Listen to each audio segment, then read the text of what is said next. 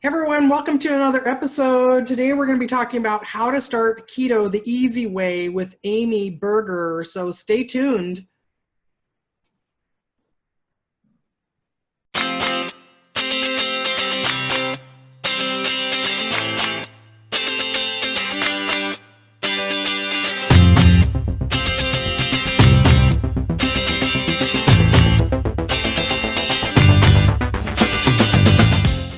Hey, welcome everyone to another episode of Keto Chat. Today I've got special guest Amy Berger. Amy, welcome.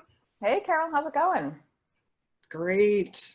Loving the gray weather, your favorite. My favorite, yes, nobody else's. Hey, tell everybody, so for those of us people that live under a rock that don't know who you are, can you give a little intro?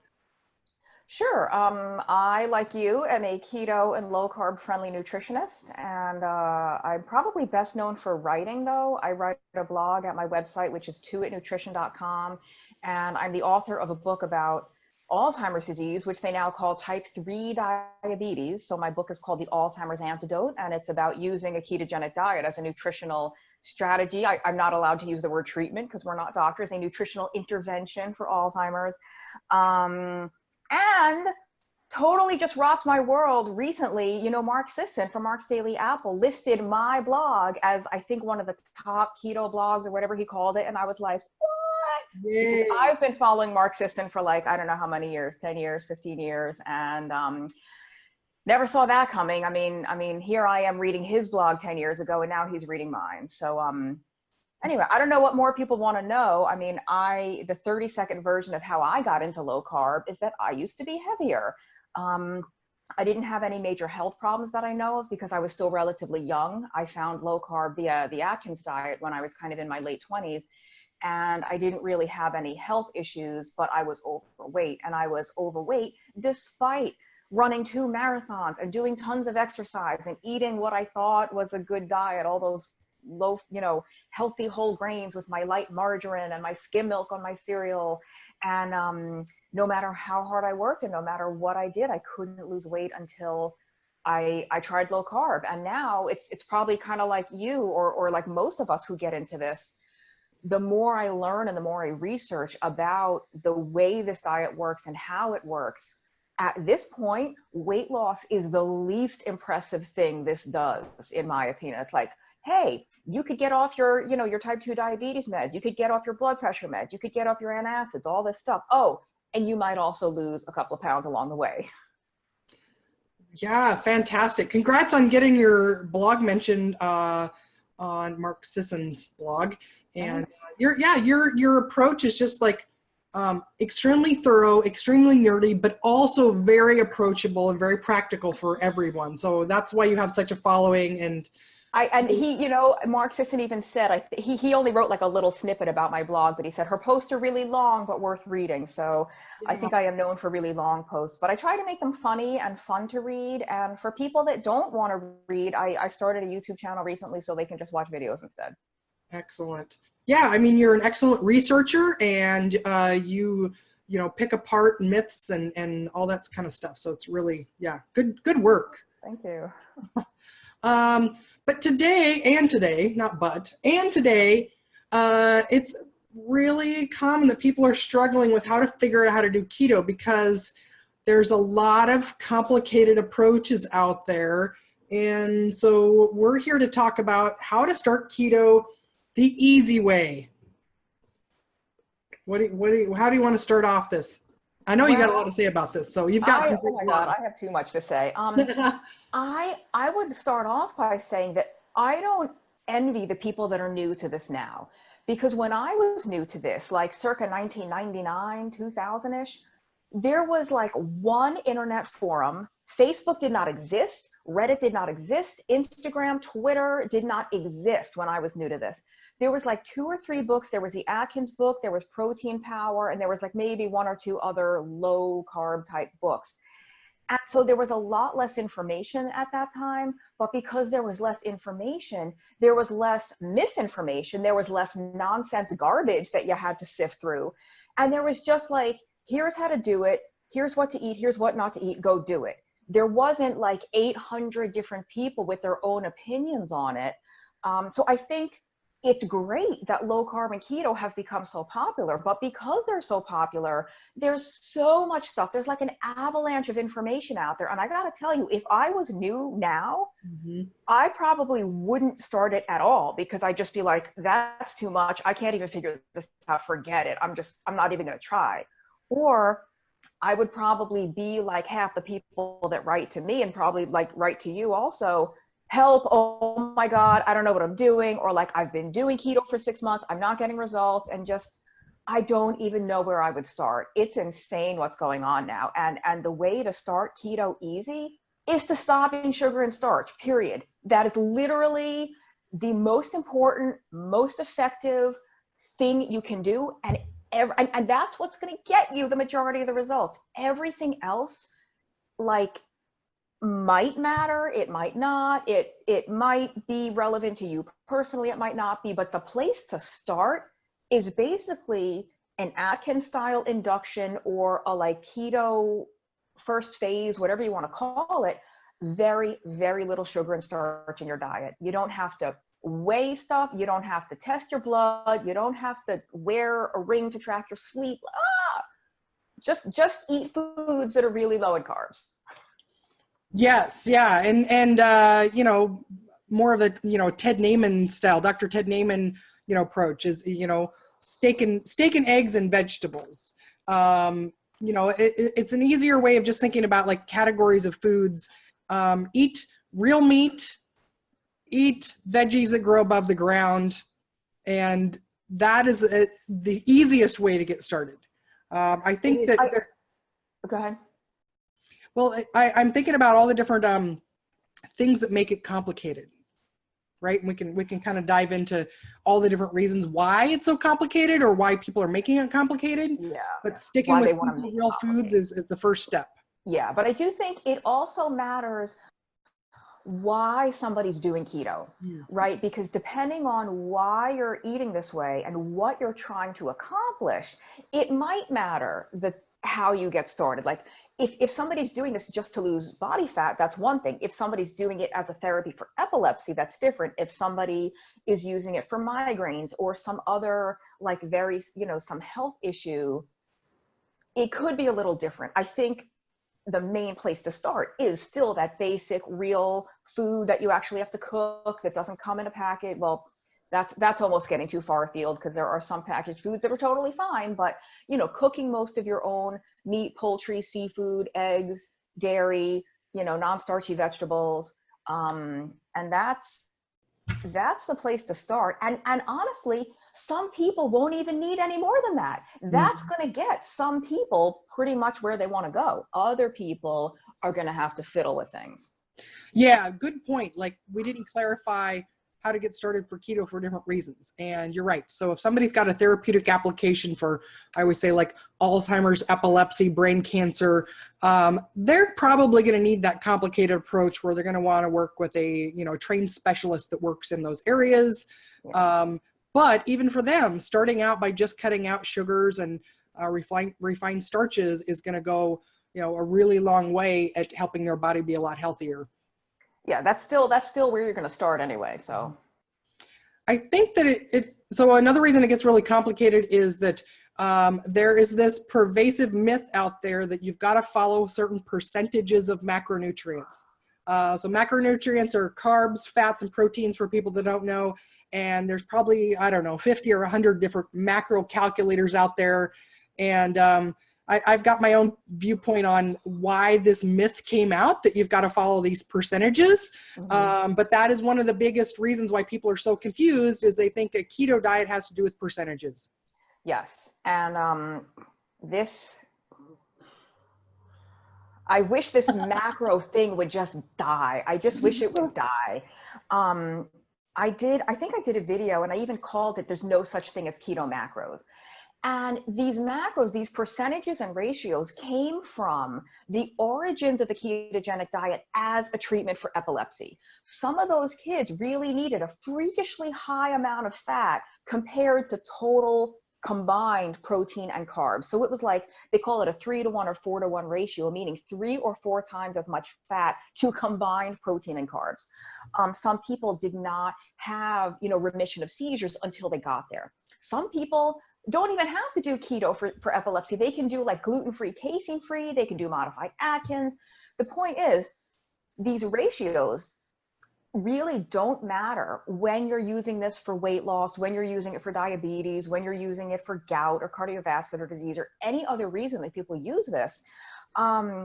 It just gets people into trouble. And the beauty, like I said, when I was new, the beauty of this is that there was only one thing you had to watch out for, and that was total carbohydrate that you were putting into your mouth. And, you didn't, as long as your carbs were really, really low, there was no limit on protein. There was no limit on fat, but there was no limit on fat with the understanding that people weren't going out of their way to load extra fat onto their food. You could eat a fatty steak, you could eat a fatty pork chop, you could eat, cheese and put cream in your coffee, but we weren't like just drinking liquid fat all the time. We weren't loading fat up to make some kind of magical ratio or percentage.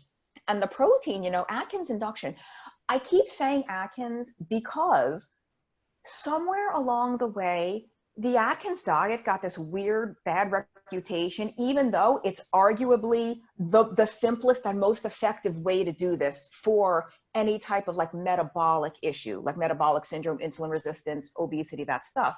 And the Atkins induction phase, which is the strictest, but the most effective and easiest way to do this, except for straight up fasting, just not eating, period, was unlimited in protein. You could eat as much, because it's 0 carb, right? As many eggs as you wanted, as much fish, chicken, beef, pork, whatever.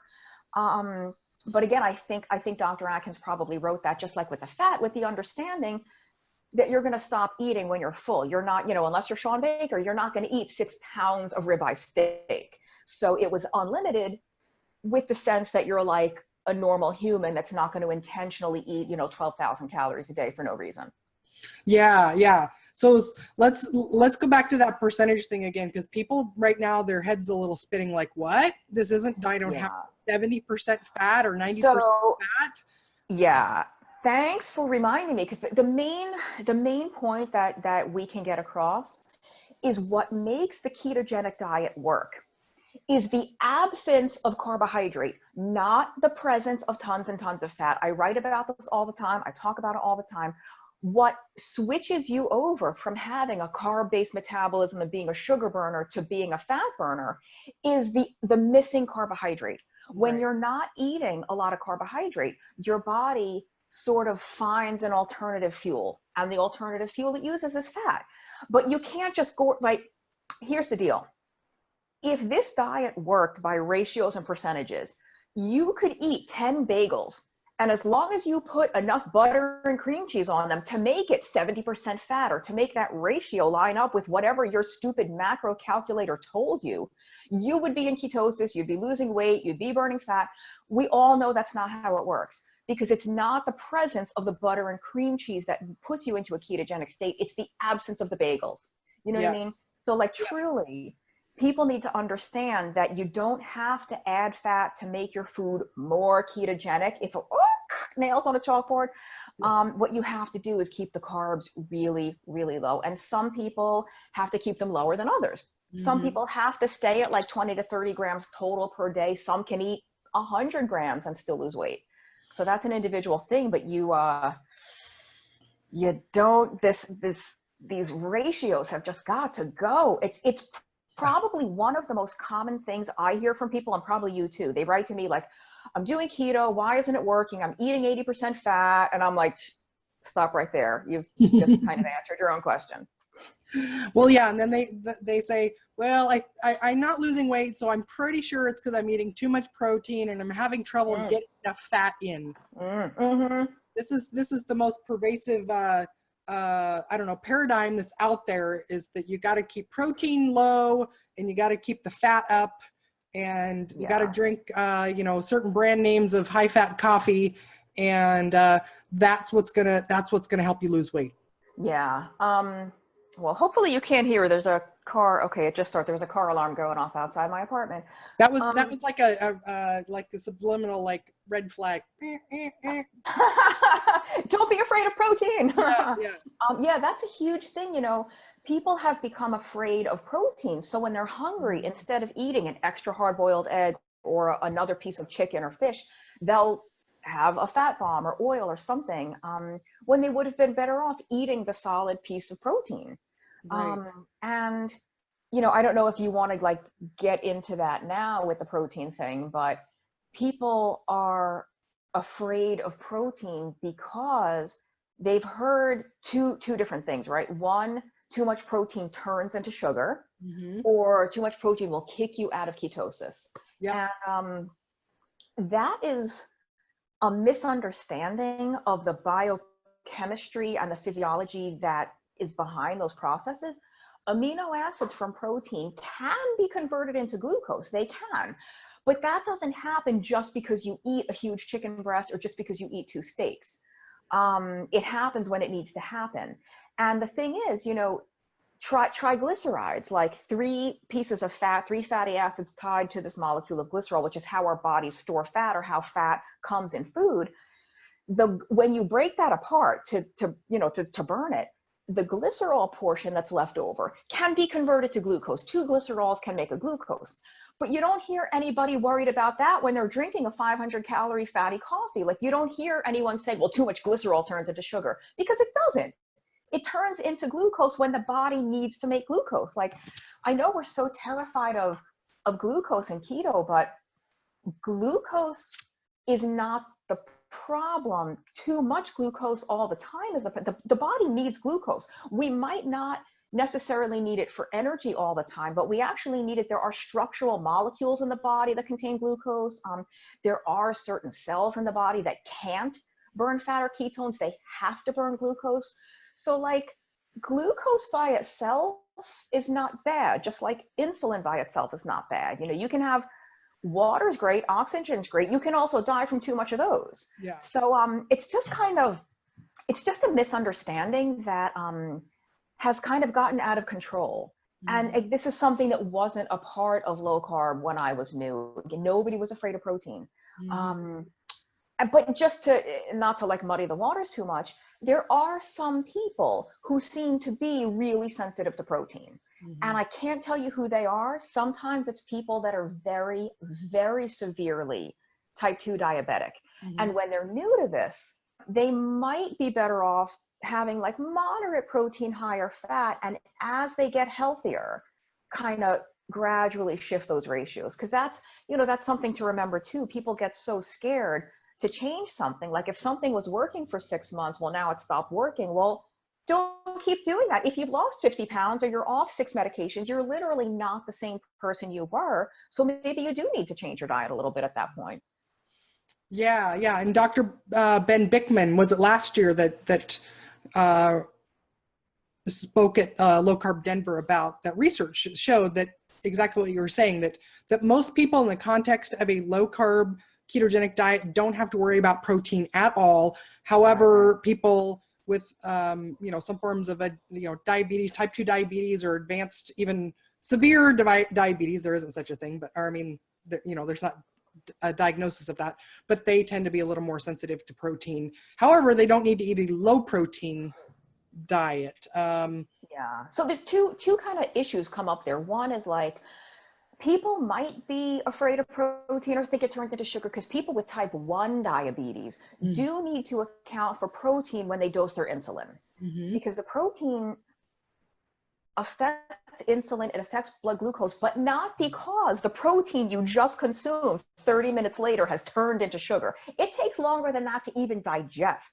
Mm-hmm. The glucose is coming from your own liver. In response to protein, the liver will actually send out some glucose. It's supposed to do that.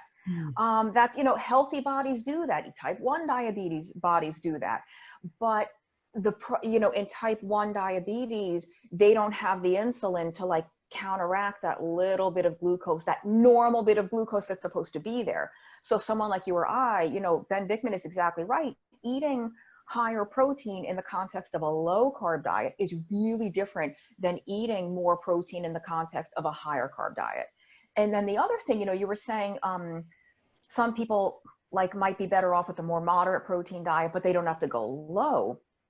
I think, if you follow Ted Naiman, we might have to explain to people the protein leverage hypothesis, but I think most people, at least in the US anyway, are consuming too little protein. So what we consider a high protein diet is probably actually a normal protein diet. You know what I mean? Most of us, well, maybe not like you and me, but most people in general, especially women, are not eating anywhere near enough protein. So they could increase significantly, and I still wouldn't call that a high protein diet. I would call that now we're adequate. Now we're just getting enough, Yes. Yeah. And there's a lot of satiety, but a lot of nutrients. Our most protein dense foods actually are the most nutrient dense foods, despite what we've been told about fruits and vegetables. Foods that are high in protein also have the most nutrients in them. Yeah. If you think of like a piece of red meat, or even pork is very high in B vitamins and minerals, seafood especially. But yeah, I think so many, I think Ted is right on the money. And there's a guy out of New Zealand, a friend of mine named Jamie Scott, who also talks about protein leverage a lot as well. I think they're right on the money, where we're actually so accustomed to low protein diets that when we increase protein, we think it's high, but it's not. That's more like normal. You know, like just like with carbs, we're not on low carb diets. We're on normal carb diets. Everyone else is on this freakishly high, insanely high carb diet, right? Yes, that's so true, right? Because we've been told for 50 years that fat is bad, meat causes cancer, so the only thing that's left to eat is carbs.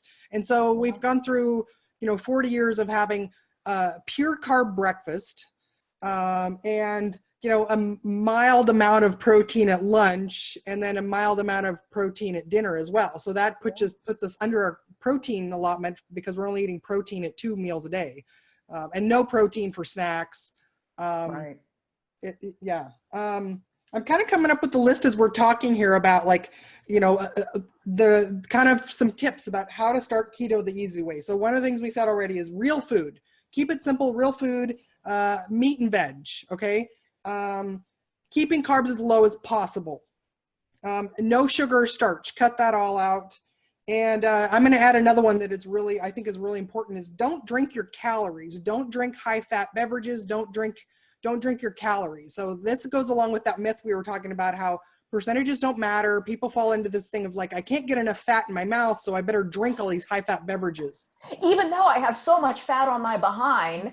Yeah. Like, I mean, not to be rude or anything, but yeah, I hear this all the time. The literal word for word phrase that I hear so many times is, I'm having a hard time hitting my fat macro. And I'm like, why are you trying to hit a fat macro? Like, tell them to do it. And so when people come to me, so often my first question is, if it's just their initial email and I have no idea who they are or what they're trying to do, what are you trying to accomplish? Why are you interested in keto? And then my other question, because most of the people who come to me are already doing it. They're already eating this way, but they're not getting the results they want. So I rarely get people that are new, but once in a while I do. So when I get someone that's already been doing it and they're not happy with how things are going, then my next question is, where are you getting information from? Where have you gotten your guidance from? Did you read a book? Do you watch somebody's YouTube, whatever? So it's interesting to see where people get this stuff from. But I will say, in terms of starting simply, I would say that there may come a time when somebody does need to keep track of food, because it's very possible that they're eating a lot more fat than they realize, or less protein than they realize, whatever it is. There is a time and a place for keeping track. But I think when somebody's brand new, for like the first 3 weeks or so, just keep the carbs really, really low. Get your body adjusted, make the transition. Don't worry about the weight loss. Don't worry about anything else. Worry about getting used to eating this way.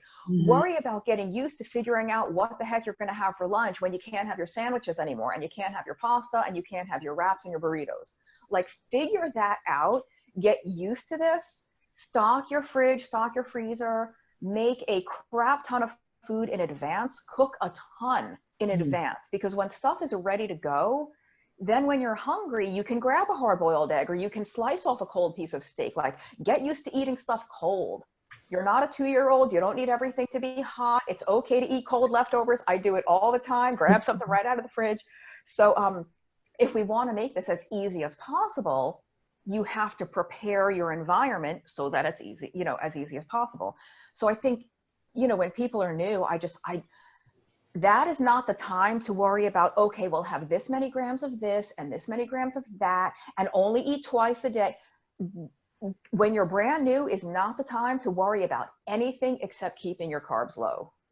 Yes, I love that. Prepare. That's one of my things I always recommend to start out with, is that the easier it is to just grab stuff out of your fridge, the more successful you're going to be, which means go so far as to buy pre-sliced cheese, pre-sliced meat, hard-boiled eggs that are already hard-boiled. Stock your fridge with all those foods so that it's so easy to just grab something. And truthfully, if you're eating those foods, you don't need to worry about grams of protein, fats, or anything like that. All of those things are already perfect keto foods by themselves. Exactly. It kind of works itself out. Okay, so we talked about don't fear protein. All right, so when in doubt, go for protein. Any of those protein foods that we just talked about are perfect. I'll also add another one. Oh, go ahead. Yeah, go ahead. I was just going to say, if somebody has the money to buy all organic and grass-fed and fancy schmancy food, do it. If you don't, it's totally fine to go to the regular store and get your regular beef. You can do lunch meat is okay. Just don't get like honey baked ham or brown sugar turkey. Get like roast beef, get pastrami, get something that really is very, very low sugar. But that stuff is fine. If that's going to make it easier for you. Again, what makes this diet work is the lack of carbs, not the organic, not the free range, not the fair trade. Like, I've worked on small farms. I am 100% in favor of that stuff. That stuff is really, really expensive. I can't afford that stuff half the time. So nobody should feel guilty or feel ashamed or feel like this diet isn't going to work for them if they're just going to literally Walmart and getting a tube of ground beef, getting celery, whatever. So when we say about these protein foods, it's okay to buy regular salami from the store, pepperoni, cheese, it's all good. Absolutely. Oh, I love that you brought up that point too, because so many people get stuck on well, I can't afford all this. It's too expensive. And actually, I can't afford it either. Yeah. The keto version, so the high fat versions of most cuts of meat at the grocery store are the ones that are usually on sale, and they're the cheapest. You can get chicken drumsticks and thighs with the skin on for 99 cents a pound a lot of the time. And 90% of the health benefits of eating this way come from just keeping carbs low. It doesn't, if someday you want to go for, investing in the organic versions of that, you might get, the 2 or 5% more health benefit, but you're going to get 90% of the health benefits just getting the carbs and sugar out of your diet. Exactly. And let's maybe, if we can just for a second talk about why, because you and I have been sort of harping on that point. The reason keto does what it does, whether it means getting body fat off, bringing your blood sugar down, bringing the insulin down, lowering your blood pressure, clearing up your skin, getting rid of the joint pain, like PCOS, restoring fertility, most of that comes because you're not eating carbs, your blood sugar is much lower. And it's not just lower, it's steady. It's not doing this up and down all day. Your insulin's a lot lower. It's also not going crazy up and down all day. We have these small little, blips like we're supposed to, just a little bit. But that is what's responsible for the majority of the health effects of this diet. It comes from lowering the blood sugar and insulin. So you just want to eat with keeping in mind, what's this going to do to my blood sugar? What's it going to do to my insulin? And then you kind of have your answer as to what you should eat.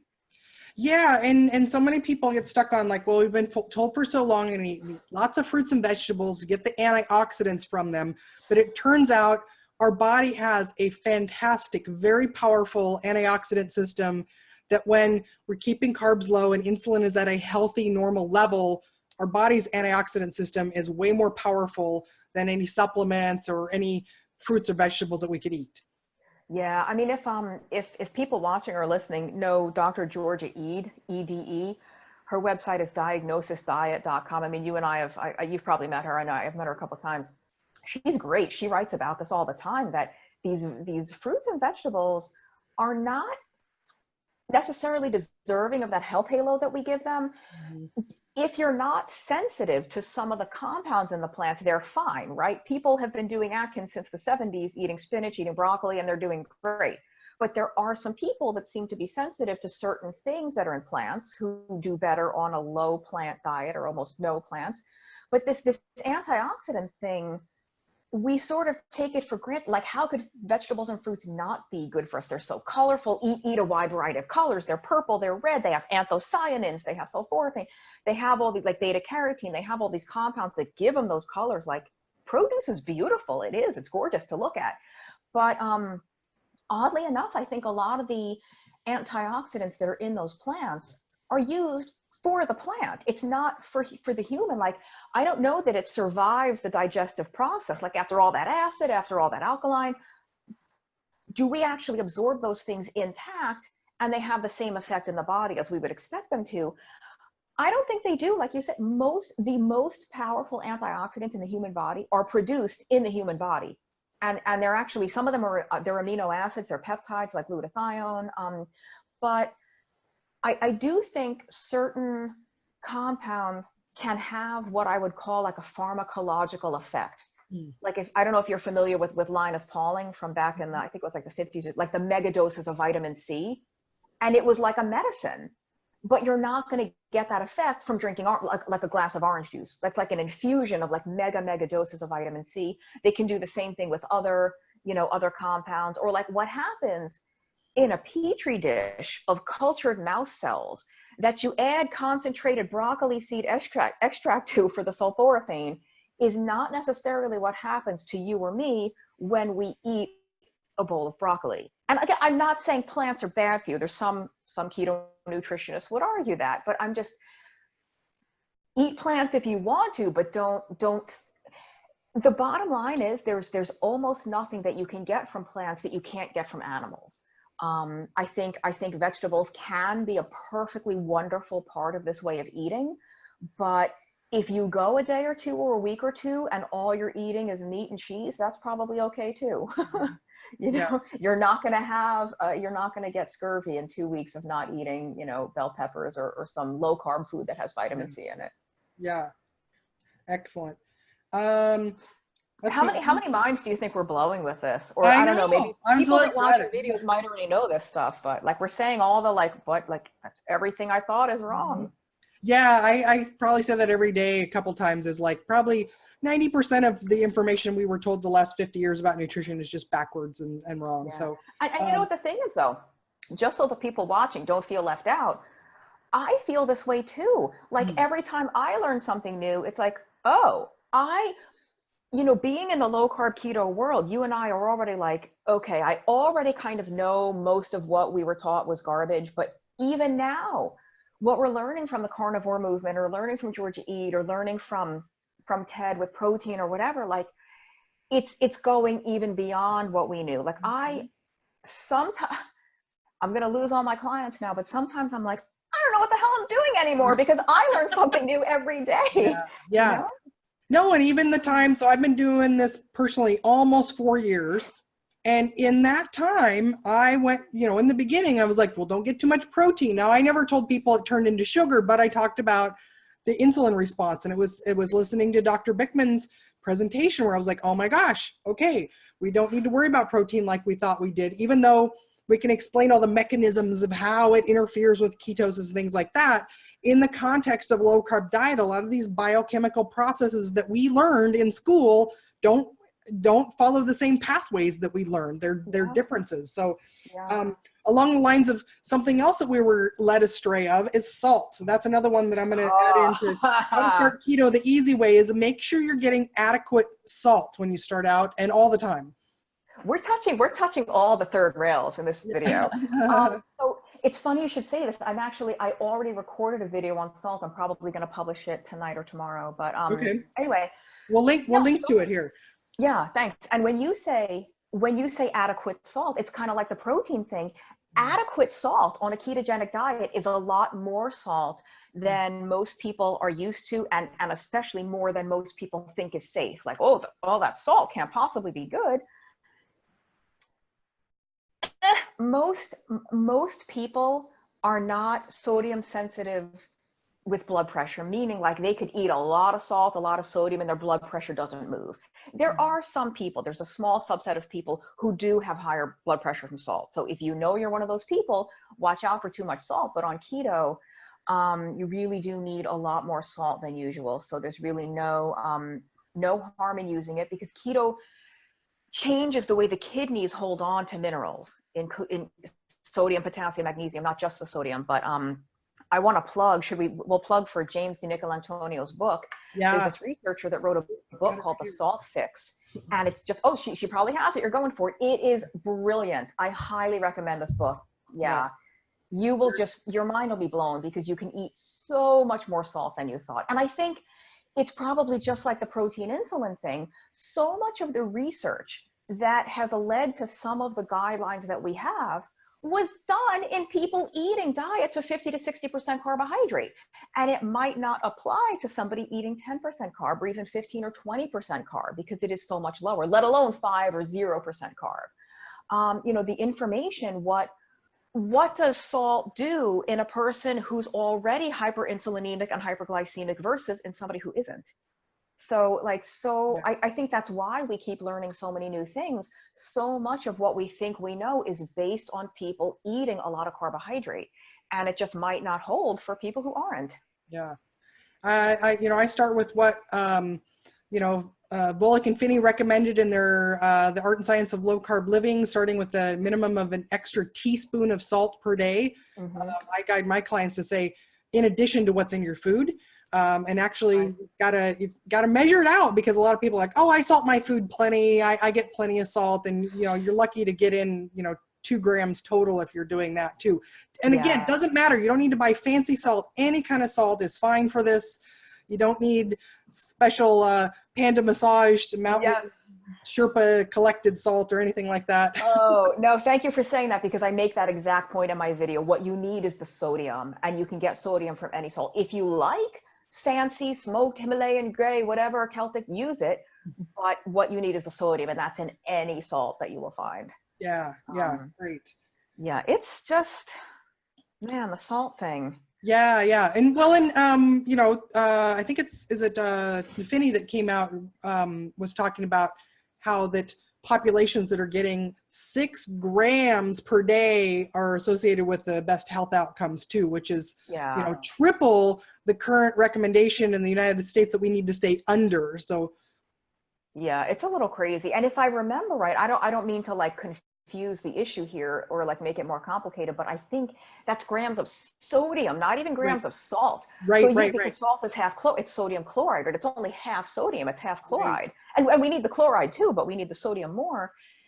And so like you think, wow, that's a lot of sodium. Yeah, it's even more salt, because the salt is only half. So it's like a shit ton, pardon my language, of salt. Yes. I just made Carole's YouTube channel, adult only, or whether now we have to put the language warning. Oh, great.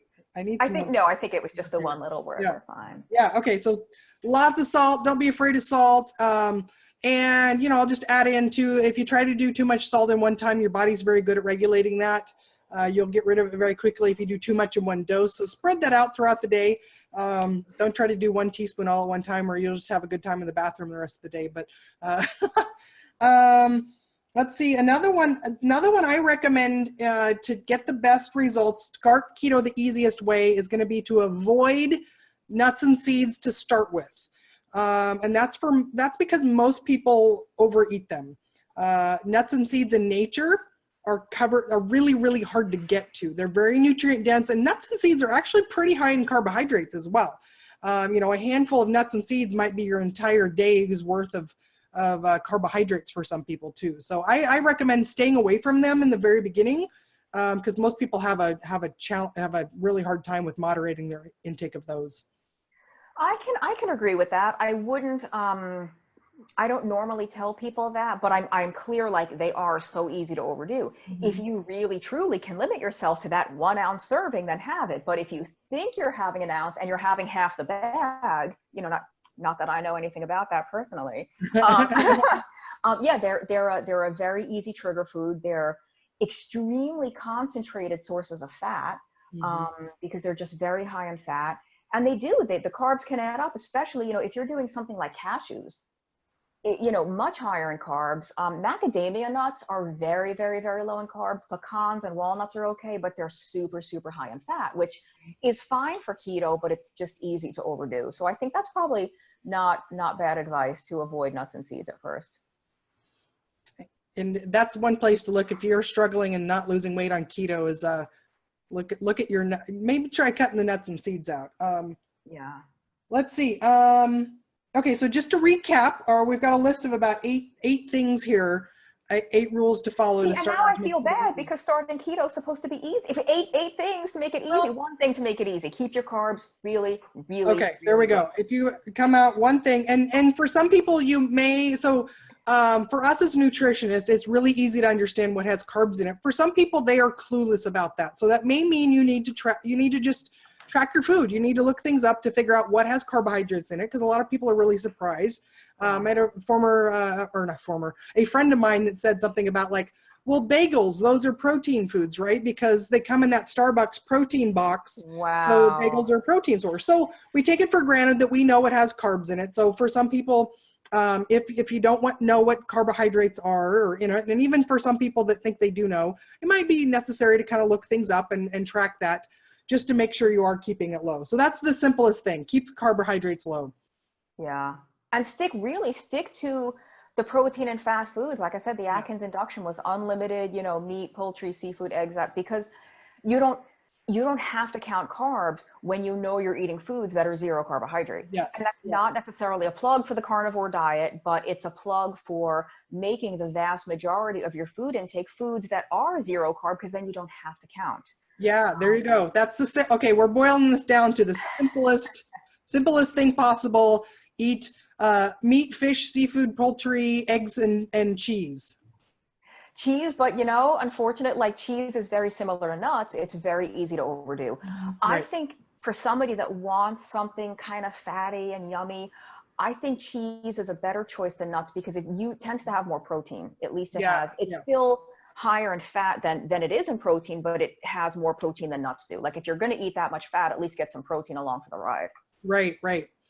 Yeah. And if people are just eating cheese, they kind of get satiated.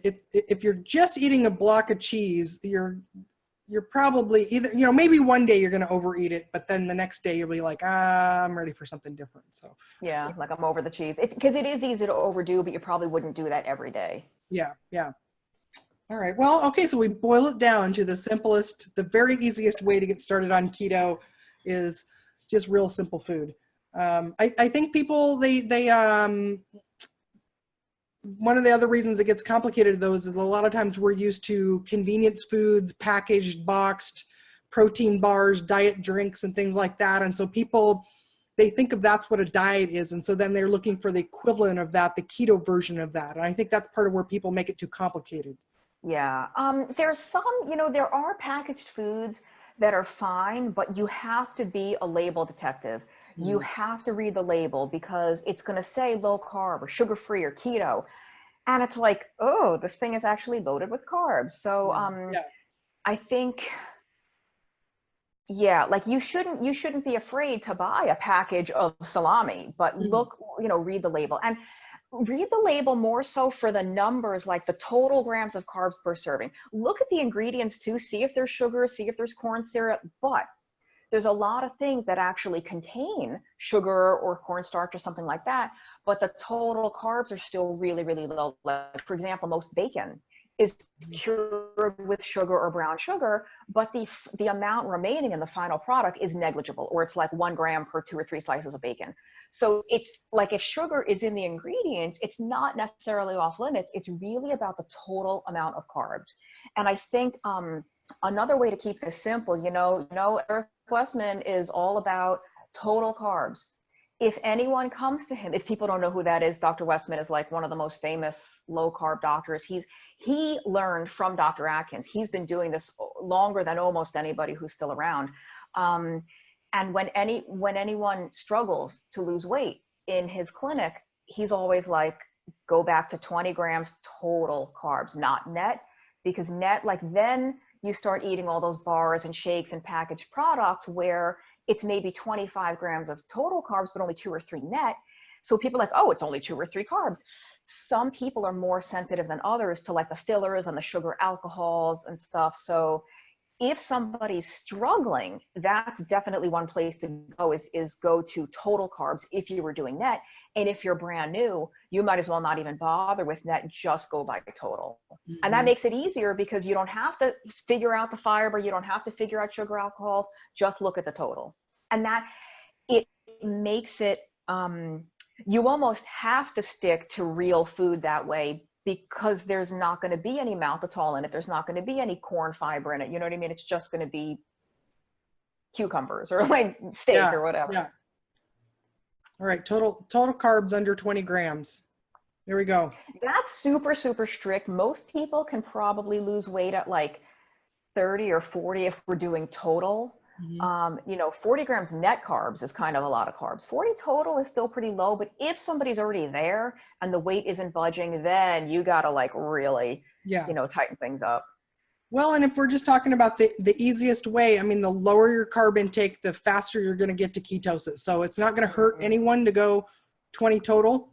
And you're going to cover, 90% of the population to get into ketosis. And that's actually why Dr. Westman starts everybody out at 20 total, because he knows just about everybody is going to be in ketosis at 20 grams total or less. They won't have to count anything. They won't have to measure their ketones. They won't have to do anything. He gives them a list of foods. If it's not on the list, you are not allowed to eat it, period. So if you stick to the list and stick to the amounts, he knows you're going to be in ketosis. And so, I think he does it for that exact reason, because it's the easiest, it's going to work for everybody.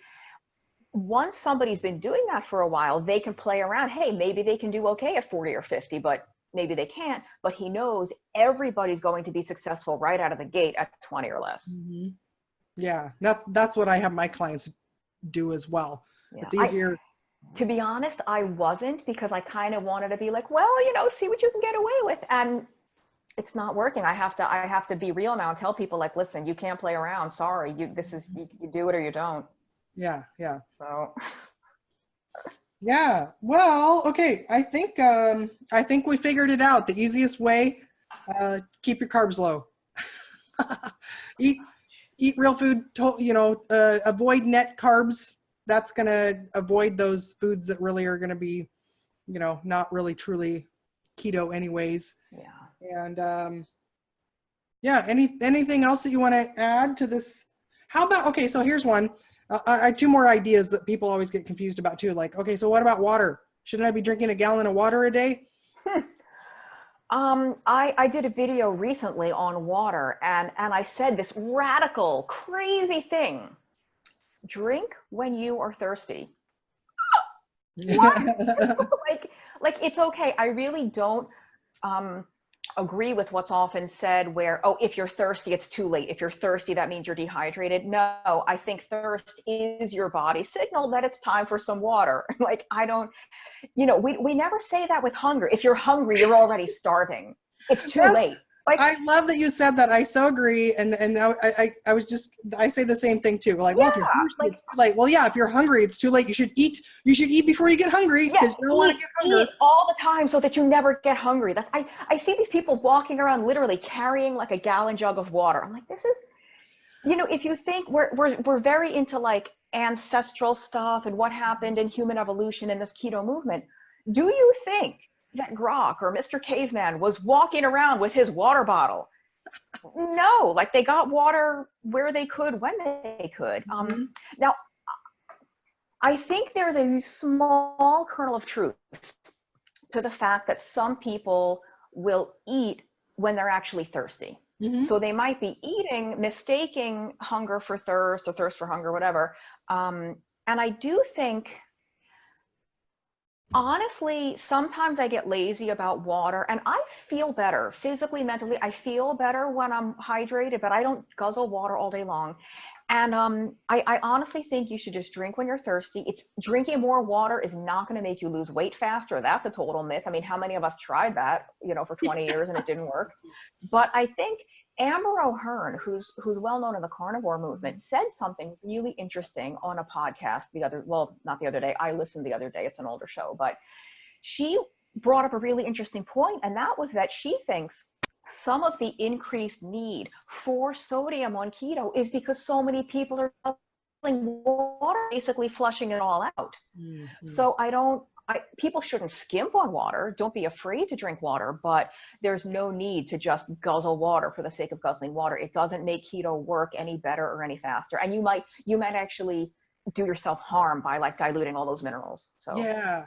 Yeah. And, when I went through my nutrition training, it became very obvious, like, oh, well, humans need water, but the water that's in food counts toward our water need. yes, And most food thank is you. 80% water. And I think that's part of why when we're thirsty, a lot of people eat, because the body knows that, well, there's water in food and that will meet our water need. That's a really good point. And And it's especially true of things like look at cucumbers or celery or lettuce. It's like 98% water. yeah, yeah. So Well, yeah, even but cooked yeah, chicken the breast still fluid has from food counts. tons of Yeah. water in it. Yeah. And so there's some I don't know, I'm going to blame it on like personal trainers sometime that didn't take a nutrition class, that then, because the body needs this much water, that means you have to drink that much pure water. And somehow, like, where did I still want to figure out, like, somewhere along the line somebody thought the more is better, and so a gallon of water. There's still people out there that their goal is to drink a gallon of water a day, and it's not even healthy. It's too much. But there's a fine line because I think there probably are some people that are dehydrated, Mm-hmm. and they don't feel well. But I know on keto, we were talking about salt. I think the salt and water balance is even more important if you're working out, Mm-hmm. whether you're an endurance athlete or you're a bodybuilder or something and you sweat a lot. You probably do need more water, but you need a lot more salt too. Yeah. You have to replace what you lose. Absolutely. And in the Salt Fix book, Dr. D. Nicolantonio actually has some recommendations about how to dose salt for working out, and even so specific as what temperature you're in. And also, yeah, I'm glad you mentioned the athletes and things like that, because especially it seems like for bodybuilders or somebody who's lifting weights, they have an exponentially higher amount of sodium that they need. And it's probably likely because of, the muscle contraction and the building of all that requires a lot more sodium. My son has recently started getting into bodybuilding, and he finds he needs about 6 to 8 grams, maybe even 10 grams of sodium a Wow. day to not feel lightheaded and dizzy. And I know that another friend of mine, Mike Berta, who does the Keto Gains boot camps, Yeah. he said he found that when he was doing those actively, he needed 10 grams of sodium per day to feel normal and healthy. So Wow. yeah. I think Dave Feldman eats about that much, and he's not a bodybuilder. And I think he Right. just says that that's where he feels best. Yeah. Yeah, that's a lot of salt. And I think, just so people are aware, some stuff that could happen if you're not getting enough sodium on keto, or you're getting too much water in relation to the sodium you're getting, is like headaches, fatigue, just feeling sluggish, feeling blah. If you are an exerciser or you work out, like losing power and strength, sort of not having the same oomph that you normally have at the gym. So, but yeah, headaches and dizziness and lightheadedness are the biggies if you're not getting enough salt or sodium. And constipation and muscle cramping, I'll add too. Yeah. Those are common ones as well that are symptoms of not enough sodium. Yeah. I think that's magnesium too, the muscle cramps, but sodium will do that as well. So Yeah. Yeah. Yeah. And anything else? I was going to add as well to the people wonder about, like, well, how much exercise do I need to lose weight? Should I be exercising? And then it's interesting too, there's some local diet programs that say that, say they're a ketogenic diet, but then they tell people that they can't exercise because that burns muscle somehow. And I'm like, where did they get this information that they tell people that they're not allowed to exercise because they're going to lose all their muscle mass if they exercise on a low calorie keto diet? if you look at the keto gains stuff, yeah, they're losing a lot of muscle, aren't they? And for people that don't know ketogons, we are being sarcastic. Those guys are like, they're building muscle like crazy. So, Yeah. Exercise is such a contentious issue. And I personally, coming from an exercise background, and I'm not a bodybuilder, I'm not a professional athlete, I'm just someone who worked out a ton because I thought it would help me lose weight. Exercise does not make you lose weight. And I learned the hard way, the very, very hard, long way. But I mean, I wish it did, because look at all that wasted time. I think it's really important for health. I think it's important for mobility and for strength. And for me, it's a mental health tool more than anything. I feel better. I tend to lean toward depression and melancholy and all this bad stuff. And I feel better, not just acutely, like I feel better when I'm actually exercising, but in general, all throughout the day, when I'm exercising regularly, I feel better emotionally and mentally. But the fact is, you do not have to exercise to lose body fat. If you want to build muscle, so you can lose body fat, but you're not going to have a six-pack if you don't have a six-pack. You have to develop those muscles. If you want to be like toned, the phrase all the women use, if you want those like womanly, shapely, like if you want Michelle Obama arms, you have to have the muscle. So you can lose weight, but if you lose the fat and there's no muscle there, you're just going to be a smaller version of what you look like now. You have to build the muscle if you want muscle to be like revealed when the fat comes away. So I think it's important to sort of build those muscles, but I know some of the keto doctors who have patients in wheelchairs, who have patients that can't exercise, that are like disabled or they're paraplegic or something, and keto still works for them. So exercise is not essential. I know that's crazy, and I believe me, I hate even hearing myself say that. I want it to be essential because I'd have even more of an incentive to do it. But the fact is, it's not. I mean, the diet, I couldn't put a percentage on it, but it's probably like 90% diet. It really is. Now, I think exercise does seem to be really helpful for insulin sensitivity, right? For giving glucose somewhere to go. The more muscle you build, the higher your carb tolerance is going to be for the most part, right? Because the muscle is just going to be able to deal with it. But you don't, the sad fact is, or maybe it's a happy fact for some people, you don't actually have to exercise to lose weight. But that's great news, because if anyone watching this is, let's say you're 400 pounds or 500 pounds, it's not really a great idea for you to go running. Like, lose a bunch of weight first, get some of the strain off your joints. And, you know, maybe you could do water aerobics, you could walk. Like, I'm not saying don't become active, but there's some movements that are not really going to be that wise for you to do until you've gotten some weight off. And the larger you are, like the heavier your starting weight, the more quickly and easily the weight comes off. So like, I think, I forget who it was, there's a Dr. Tro Kalayjian who's lost like over 150 pounds on keto. And he started out, all he was doing was slow walking on the treadmill, like probably barely burning anything. And there's a lot of people who start out like morbidly obese who don't add exercise in until they've already lost a substantial amount of weight. So again, like, I'm not telling people not to exercise, but that is not what makes this way of eating work. I couldn't agree more. I tell people that exercise has plenty of health benefits, but it's not part of the equation that's necessary for weight loss. Yeah. Yeah. Well, I think this is great. I hope that people really learn a lot from this. I hope that a lot of people have some smoke coming out their ears and their head spinning a little bit, like, what do you mean? You know, shaking up the paradigm. I think that's one of the, I mean, there was a great amount of, a lot of great that came out of my education, but I think one of the most valuable things I learned was to always stay open, stay learning. There's a lot of stuff we don't know. And we've got a lot of great researchers out there that they're continuing to learn and dive into all this information. So yeah, anything else that you think we missed, or you want to add? Not really, but just to sort of tell people, don't be afraid to try something different. Like, whatever that means, increasing protein, decreasing protein, trying this other type of food, doing this other thing. And you don't need anyone's permission, right? How many times do you see online, can I do so-and-so? Is it okay if I eat? I don't know, try it. Like, you're a grown adult. You don't have to ask me for permission. You don't have to get a signed contract from somebody. There's, you know, at the risk, like, I don't want to say anything dangerous here, but there's very little that you can do to your body with food or a change in your sleep or your exercise that's going to like kill you over the course of 3 weeks. You know, like, you could try something. Hey, you know, I want to try eating that, or I want to try cutting that out, or sleeping this, or do it. Like, you'll know if it's working or not. And like, there's just not a whole lot, you know, we're not dealing with medication. We're not dealing with like surgery. There's not a whole lot that you can do to yourself that is gonna cause like irreparable harm in the short term. Does that make sense?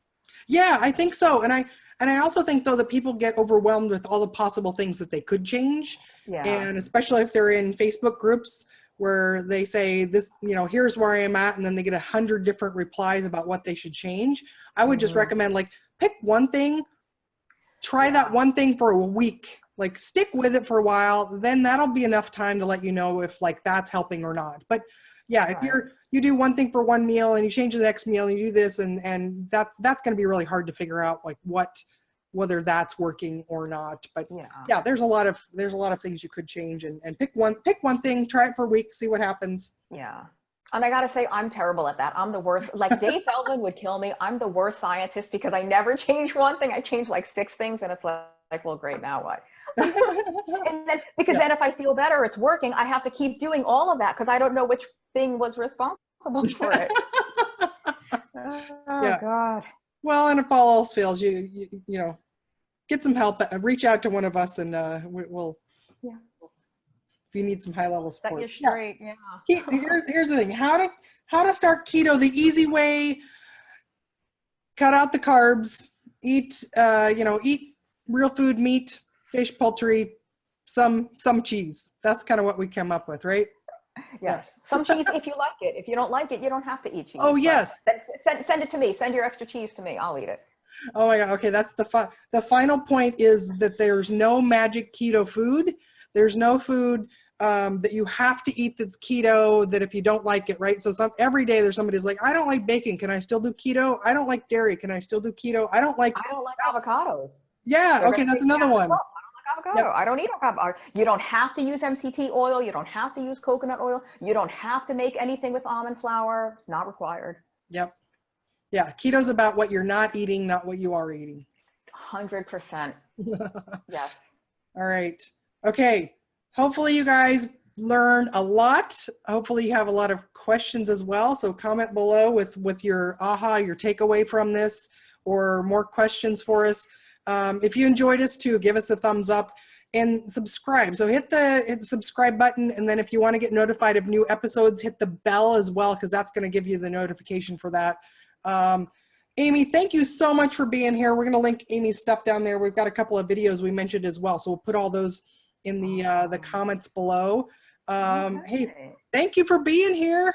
Yeah, no problem. And I'll see you in Salt Lake City. I don't know if this is going to be published before or after that, but Carole and I are both speaking at, I don't know if it's called Low Carb or Keto Salt Lake, but in Keto Salt Lake. Yeah. Yeah. We'll try to get this out before then, and this will live on forever on the interwebs. And so check out the latest keto conferences coming up. And yeah, thank you everyone for watching. It's been so much fun. Thanks, Amy, for being here. Yep. Yeah. See you soon. Bye. Bye.